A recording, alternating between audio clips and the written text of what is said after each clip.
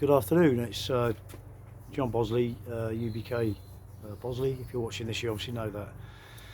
I do video diaries. I've been doing them for about six years or so, since these issues that have had such a fundamental effect on me and others.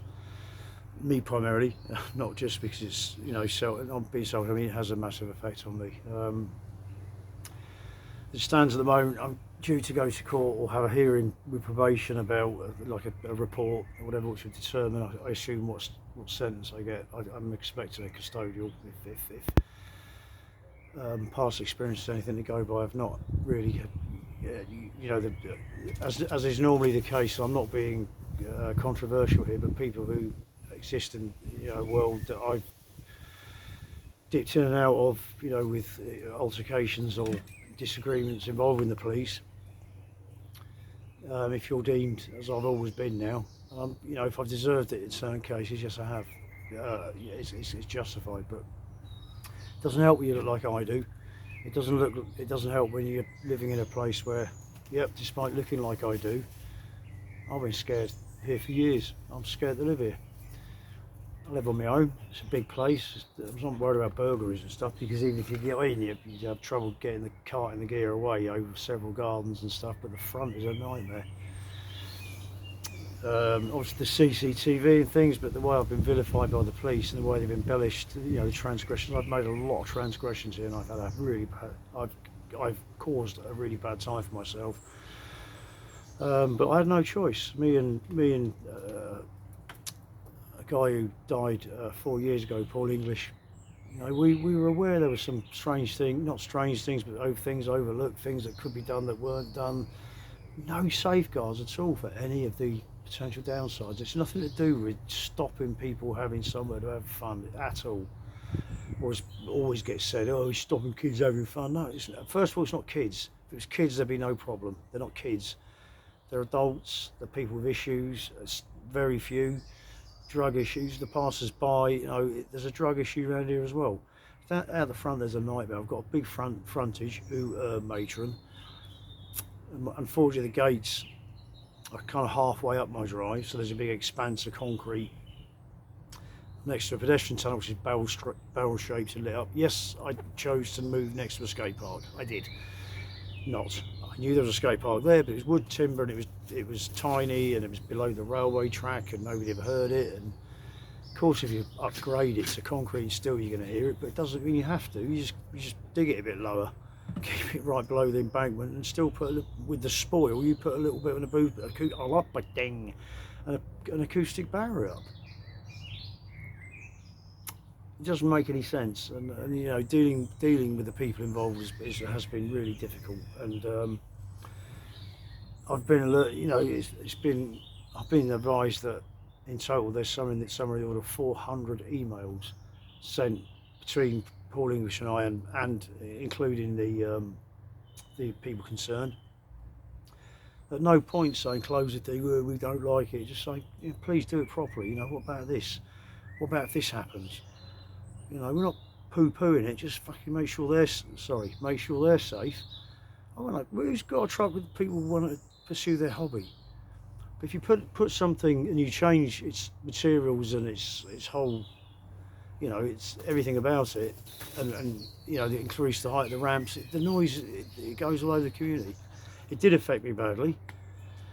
It did affect something, and it's been an issue for me for a long time. With not just with this issue, but with a certain type of noise which is unexpected and intrusive, clanks, bangs, crashes. Even now, I understand why. Yes, it's an excuse. It's a get out of jail free card. It's not. Who would choose to wake up one morning, despite my background, and yes, I've made mistakes. I've made some truly awful choices. So have you. And some of them you've managed to extricate yourself from. Some you haven't. And I'm sure some people will view me like that.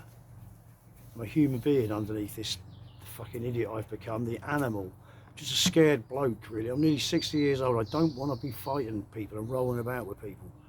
I'd rather be getting to know them or talking about their dog, or helping them jumpstart their car, or helping them out if they're drunk out there and they need to get home. Like some geezer walks halfway home, and once he de-wobbled himself and sussed where he was going, a couple of metres up the road, he was all right.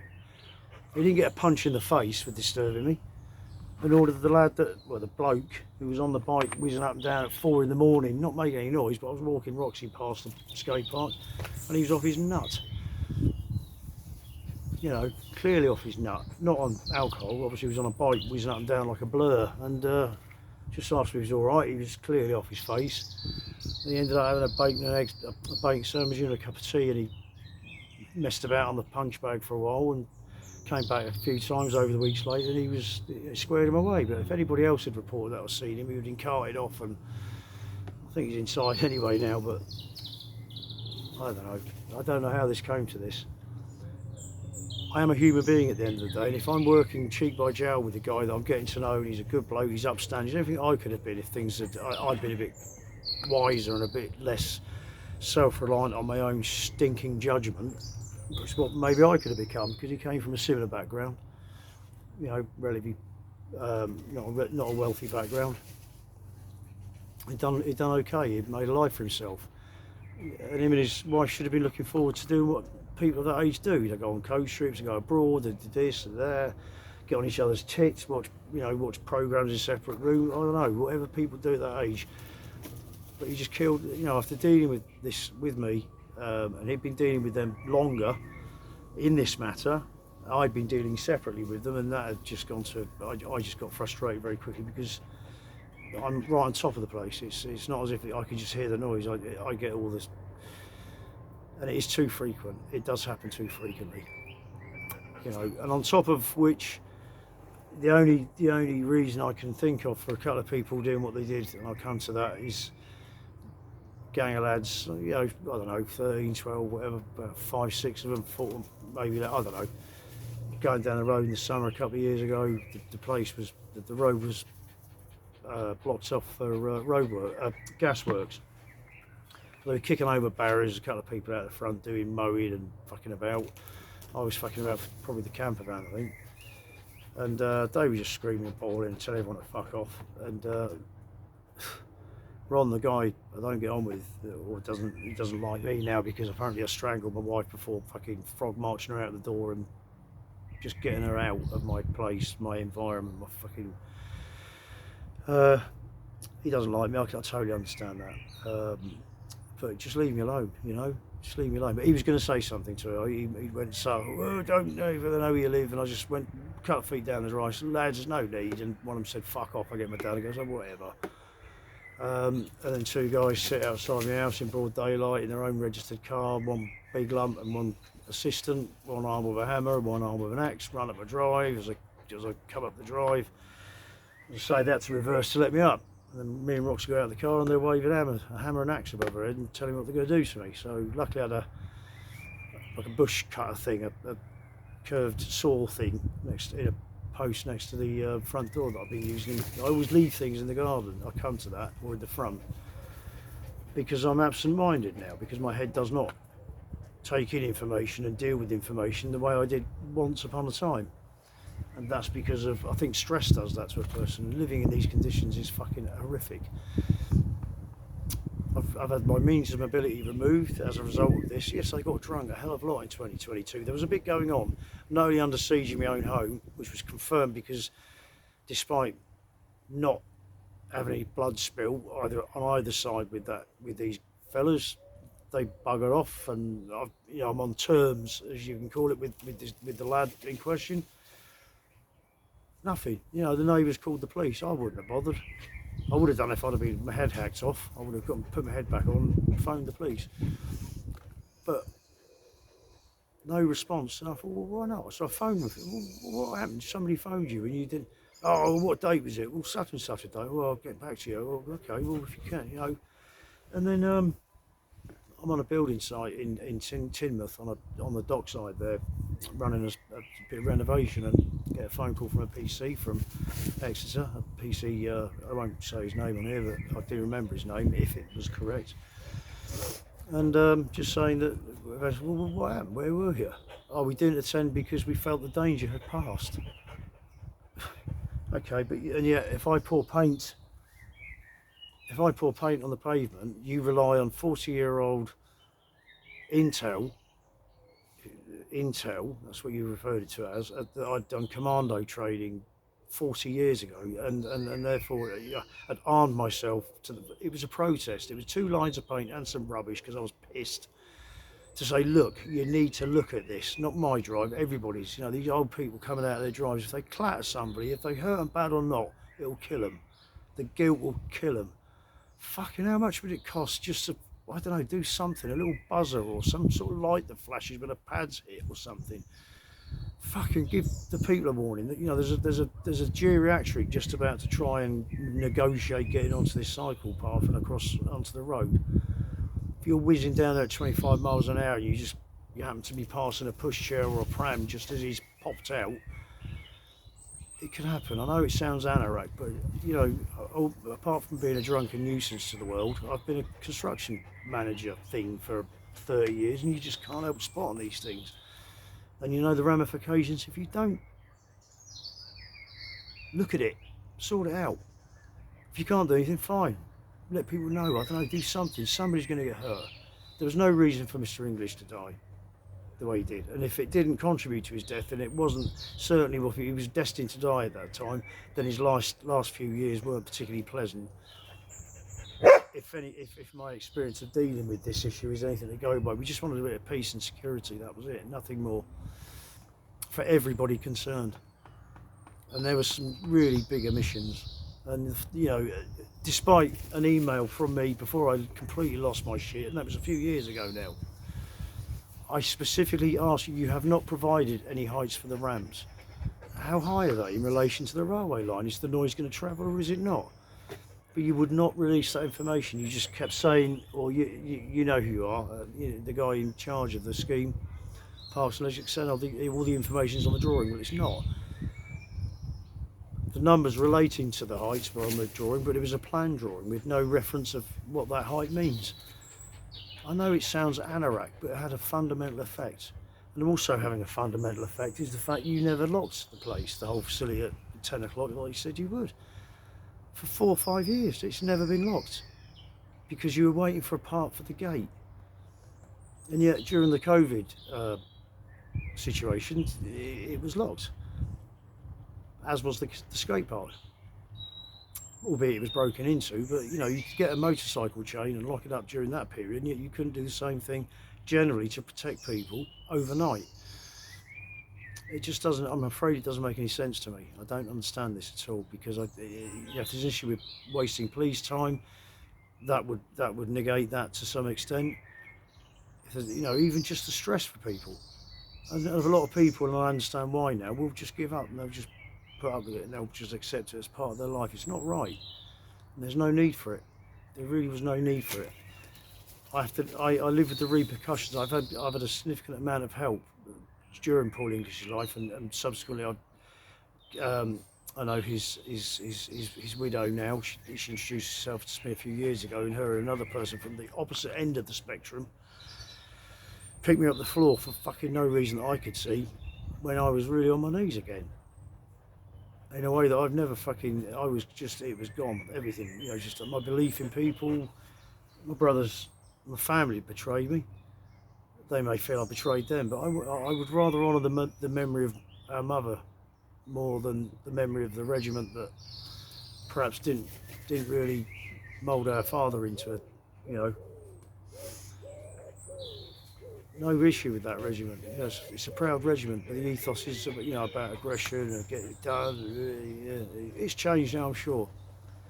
I would just rather have the, you know, I would just think it would have been a bit more respectful to you know, to tip a wink to the civilians that died. I knew them all. Jill, Sherry. Well, I remember Jill very well. You know, I'm really sorry that we've all fallen out. I am, but you know, we were bonded by DNA, but we weren't brought up together. And I think I always felt like an interloper when I was with you guys. It's all Paras this and Paras that, and fucking hell, you know, there was nothing really else to talk about. And why would there be? Because we wouldn't want to talk about our childhoods, would we? So, and Craig, you know, I was ill when I came up to see you, really ill. I was absolutely exhausted. I was exhausted when I moved down here. It doesn't matter who or who does not believe the circumstances surrounding myself, Trisha, Carlin, the ex-wife. You know, it's a matter of record. You know, everything just stacks up, and you know, hard as it may be for you to believe it, imagine how hard it is for me to accommodate it and to accept it. I was living it right in front of my face, relentlessly. Having Carl deposited at my house every weekend. When I came back from London after staying in a hotel for the weekend on the Greenwich job and getting calls from him every day on site, I'm going to commit suicide, or pretending or being very drunk. So I'd be pleading him, please just get some coffee down your head, and fucking, you know, strangely just after my suicide of the guy at the Olympic Stadium, he'd never done any of this before. He'd never ever called me telling me these things prior to the suicide of my man at the stadium. And how do you know that I'd been pleading and pleading by text? Hang on, Rox, ready? Pleading and pleading with my ex-wife that day, begging to see Roxy, begging. I mean, I was in a real state. Yes, I know you don't understand the relationship you have with a dog, but you know, she's the first thing I've trusted, the breeding thing that's not going to fuck me over. Not going to phone any fucking potential employers and fuck my potential career up, albeit that I might have fucked it up myself. I can't believe that. It would never enter my head to do that to anybody. Fucking hell. Anyway, I'm heavily in the shit. Probably not going to see my driving licence again this side of my death. Can't maintain this place with no mobility and no transport, and I can't rely on people. I'm on terms with. I was on terms with all the neighbours, and they're lovely people, and I can understand that witnessing a bloke purposely, publicly trying to demonstrate that I'm broken. You know, wherever it is, I am broken. I'm pissed. I don't know where to go. I've done everything legitimately, including emailing or including the local police with some of the rambles and rants and even some conciliatory. What about this? Try this. You know, can you not adopt a different sort of approach? And what's the point in, you know, or give us the security, give us some responsibility. Let us engage with people up there, or fucking have keys to the place, or fucking, you know, it's part of our community. So I've got no issue with skateboarders at all. Some of the hangers-on you'd rather not have around, but they've got their fucking problems as well. There's a reason why they're causing shit. Yeah, some of them are just twats and kids, but you know, fucking hell, everything's so adversarial. I've known that all my life. It's just fucking hell, everyone's suspicious of each other, everyone's got an angle. Fucking what happened to help each other out? And you know, I can't help the way I look, and I can't help the way that, you know, I've had to develop the demeanour to fucking, because that's what animals do when they're fucking trying to defend themselves. They look hard, they look tough, they puff themselves up, they're all bright. I have to puff myself up quite a lot. I'm disappearing it is, and I'm 5'9", so I'm not exactly the rock. I'm more the pebble. I just wanted to be left alone here. I knew I was bollocks when I came here. I knew there was going to be more crap with my ex-wife when I got here. I knew she'd done the groundwork, all my friends, and I couldn't kick her out because I'm nursing my lovely parents. Well, you didn't really have a lot of time for your parents, to be honest with you, and they didn't really have a lot of time for you. I didn't realise that being, you know, having whatever it was, you know, your sister's part of the inheritance further divided between two kids and you. I had no idea what you were supposed to inherit. It was like speaking to a politician, and I stopped asking, and it wasn't of interest to me. I knew we were never going to be an item in the long term. Once my usefulness was over, but fucking hell, you accept that when you don't have a particularly high opinion of yourself. I didn't want a situation where I had children or had offspring that I wasn't going to be able to see, like with Daniel. It was impossible. I had my career fucks up with my help, some idiot. Eventually my last bastion is drink. Well, I can't work shit out, which is a lot of the time. Life just keeps getting more complicated. The simpler I try and make it, Where is this criminal record? I mean, it's threats, telecommunication threats, you know, threatening behaviour, recently disturbing the peace, threatening behaviour, actions or actions likely to cause distress or whatever, or, you know, fear of harm, whatever. You know, they're all, you know, where's all the, you know, punching him on the face and elbowing him in the neck and, you know, smashing his neck against the. You know, I've got. There's nothing of that. I think there's a common assault. There might be an ABH from many years ago. I don't remember. I think it's either common assault or ABH. But the major things are either recently demonstrating that I'm just at the end of a fucking tether, which I think was the intention. You know, I'll survive this. I've got to survive this. I'll find a way. Once the building work, which I know will get done now, is done on the property, and there's a few people earmarked from other areas of the country to come down and do that. Let's get rid of this place and, you know, settle for what I've got and just get out. But the book, I don't understand it. This is all chapter and verse in the book. Everything's there. Everything's summarised. It just needs, you know, but I have to keep adding things to it. It's bizarre. You know, if this is the way things are going, then it's the best for me that I do serve my thing and just get the fuck out.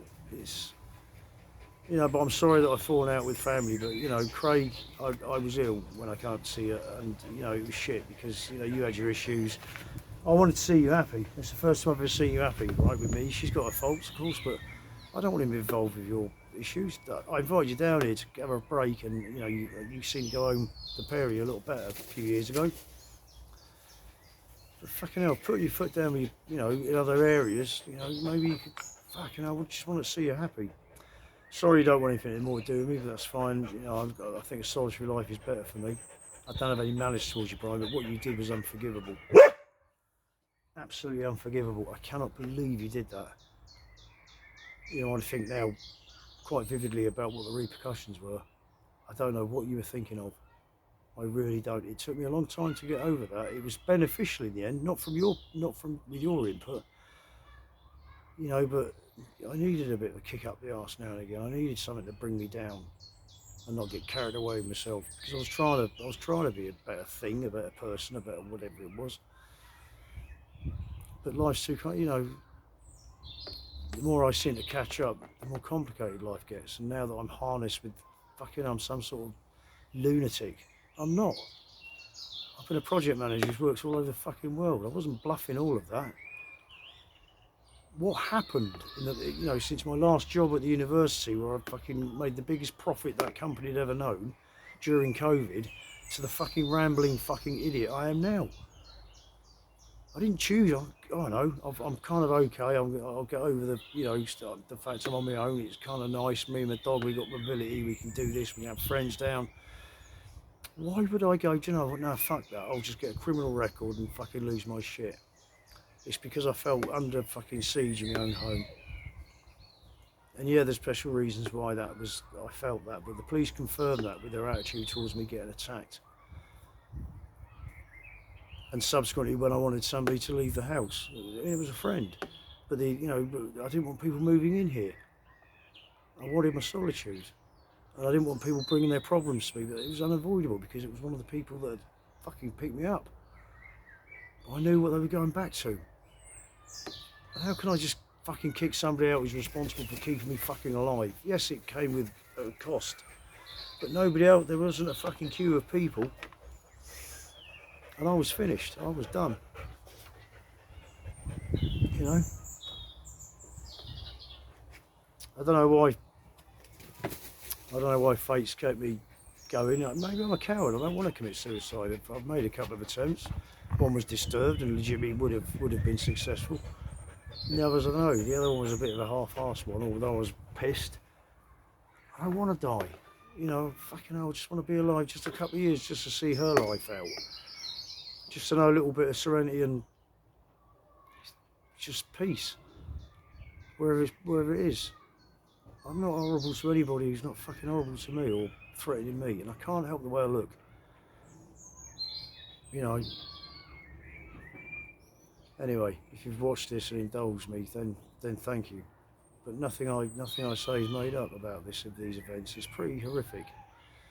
You know, that people can have such a dim view of, you know, people that mind their own business, they're residents. You know, they're entitled to a little bit of protection. Unfortunately, it's that, you know, now it'll all be a protection from me. Well, I'm no harm to anybody. I don't even, you know, none of these people, they're nice people. I'm sorry they didn't understand. I was just having an utter meltdown. I couldn't believe the environment and the situation that we were getting put in. I just wanted a safe place to deal with my issues like anybody else. And it was denied me. And all, you know, the mistakes I made, or the mistakes on the house and the situation, that was massive. And the ramifications of the memorial with my mum. You got to remember, I didn't go and demonstrate, have an armed standoff with the police. I've been I've been campaigning in different ways for a memorial to the victims for years, probably 20 odd years. And it was important to me. You know, again, you know, going to the papers about the differentiation between the amount that was given to one brother and the amount that was given to another by one of my brothers, it wasn't of my doing, and it wasn't fair. I understand it wasn't fair from your point of view, but you were a grown adult when mum was murdered. I was 7, just before my 7th birthday. So obviously they decided that I had lost mother services for a longer period. I would much rather, I'm sure you would, that we have never had to claim for the compensation. I didn't want to. I'm glad I did, because I needed the money in later life. But that was a terrible thing to do. You could have spoken to me first, and to expose my life in a national paper, it's just again, it's just in consideration for the actions of you know, the consequences of your actions, as I've, you know, resorted to now. I may look as if I've come through life unscathed, but I can assure you I haven't. All it's left me with is thousands of questions. You know, which, even that, you know, is someone mowing a garden. It's not a noise that irritates me. You know, but the incessant, when there's no other noise, and you get clang, bang, kablang, you know, and you don't know that it does something, you know, deep down trigger something in you, or put you on alarm, or put you on whatever. Ready? Now I know, now I understand that, and it's not a get out of jail free card, it's not. If you understand it, you can take ownership of it, you can deal with it. I just put it down to when I was younger, having acute hearing, my hearing great. But it's been an issue for a long time. So I understand that it means if I'm forced to deal with it, as I have to here, you know, the only thing is, again, I've got to, you know, eventually repair what's happened, pay my penalties and whatever, and just get out, just go somewhere else. But I've been doing that all my life, not by my own choice. You know, this was a choice moving here. I've been in love with this part of the world for a long time, and its people, and by and large, I mean, God, there's nothing that's demonstrated how brilliant the people are down here than the way that they've not understood how they feel I've turned, and I'm an idiot, and I'm a threat, and I'm a danger. I was angry that this was allowed to happen, and nobody was really aware that with the right, you know, this could just have influenced, and if we'd have stuck together, we could have, you know, it's a shame. It is, and I regret my part in it. Good girl. Anyway, thanks if you've watched this, and I'm, you know, obviously I'm sorry to everybody, really. I'm sorry for everything. I'm sorry that I'm even here, to be honest. Roxy, come here. Yeah, come here. Right, anyway. Much love. Thanks. Bye.